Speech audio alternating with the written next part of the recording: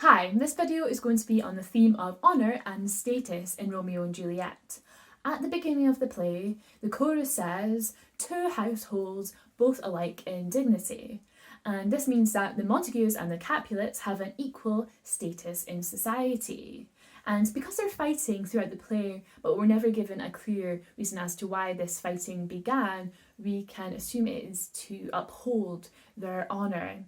And honour is very important particularly to the older characters in the play. So with Lord Capulet, he is very traditional in his views and he is respected as the head of the Capulet family. We see this when he exercises his power over Tybalt, when he tells him to stop fighting, and Tybalt respects this and stops.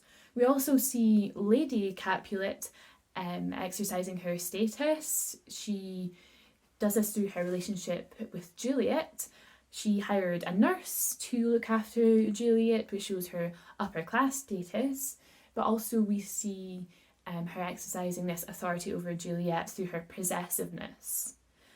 And perhaps the most shocking way to, well, at least to an Elizabethan audience, in which honour and status is disrupted in the play is through Juliet's disregard for her parents' desire for her to marry Paris.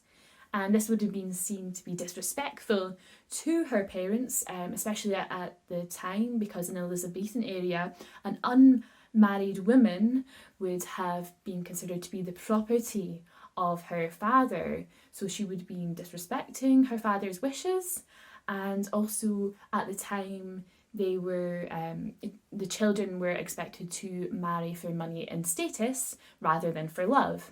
So hopefully you can see how important honour and status is to the families in the play. Thanks for listening.